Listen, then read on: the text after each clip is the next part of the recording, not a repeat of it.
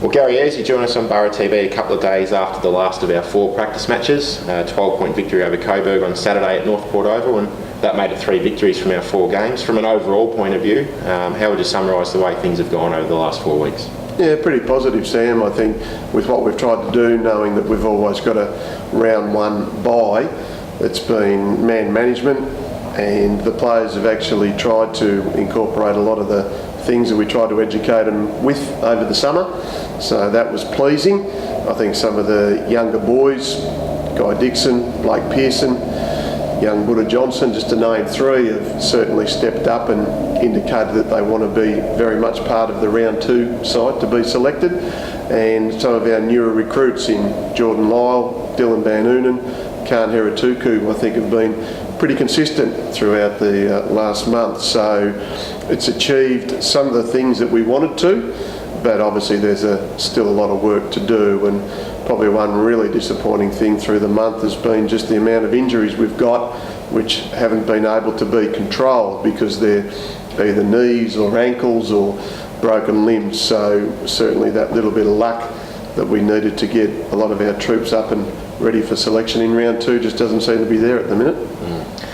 And as everyone is aware by now, the turnover on the list coming into this season was quite high, but you must really be pleased, and you touched on it before, about how players such as Khan Heratuku, Jordan Lyle and Dylan Van Oonen have sort of fitted into the side and they've brought into what we're about. Very much so, Sam, and I think that's always going to be important because the minutes on the track, the hours on the track, the minutes in games, the hours in games, the quarters in games that we can get all our boys to be able to understand what each other's doing, I think is going to be extremely important. And I'm always big on how quickly we can assemble a new list, and then secondly how quickly that new list will then come together and be able to play some pretty powerful footy. So that's what I'm encouraged by in just over this last month of actual playing together. So the real stuff's going to start in a couple of weeks. No games have been played for points thus far, so I'm going to be really keen to see how quickly we can really gel as a really good side. And you touched on the amount of players who have unfortunately sustained injuries. Could you maybe indicate to the fans the specifics of how long some of those players might be sitting on the sidelines at this point in time? Yeah, sure. Look, some of them unfortunately are going to be really long term. In Sam Bennett, who's going to have a shoulder operation, and Nick Papaleo, who may end up having to have his second ACL operation in just over 12 months, or just almost under 12 months really. So they're both gone for the season. Alex Brown just doesn't seem to be able to take a trick at the minute. He has done ankle ligaments which are possibly up to 15 weeks on the sidelines. Young Austin Denny's a new recruit for us. He actually sustained a similar ankle ligament injury to Alex Brown, which he is possibly 10 weeks. Chris Michaelides, it looks like he's broken his forearm or wrist in the weekend's practice match against Coburg, so not really sure where that stands as far as having a plate inserted and how long on the sidelines. So if we also look at Shannon Lang doing a hamstring 2 weeks ago, that's a possibility of being 5 weeks. And Tommy Johnson is looking like going in for a little minor operation, a bit of a meniscus trim, which could be 4 to 6. And Billy Hogan had an accident at his workplace last Wednesday where he cut through the tendon, the arteries and the ligaments on his thumb. So we've got to get a surgeon's report on that, which will be done in a fortnight's time. So that's a little bit of an unknown. But certainly if you're thinking about a thumb, I'd say there's going to be a bit of time on the sidelines for Bill. So they're probably the mains, and they're probably way too many. Absolutely. It is a bit of a quirk having the bye in round 1 this weekend, so what's the plan of attack over the next week or so?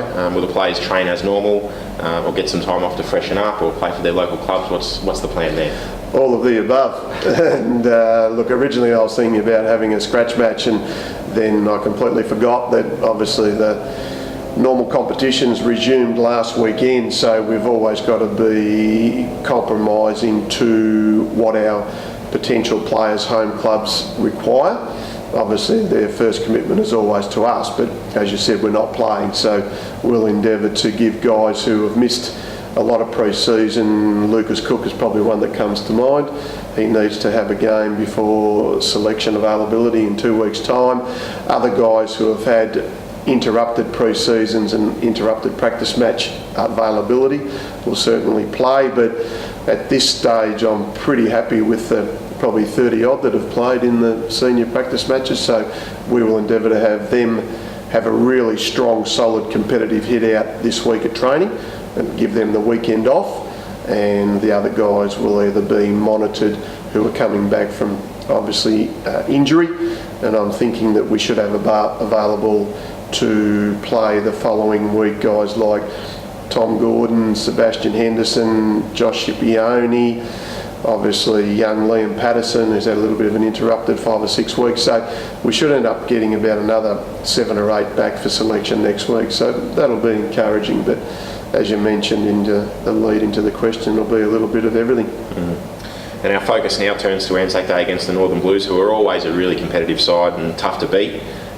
Being our season opener at home, obviously we encourage all members and fans to get to the game. It should be a great day. Oh, absolutely, and we've seemed to be able to draw this particular fixture or round fixture for a long time now, and we've certainly had most of them at Kramer Street, and probably in normal seasons we would have been underway by about 2 or 3 rounds. So we look forward to playing our season opener at home, and we'd love to encourage as many of the fans to get down here as we possibly can. Our membership is steadily increasing, so it'd be great to get those new people down here, and I'm sure we can give a really good account of ourselves. Gary, thanks for joining Borough TV. Thanks, Sam.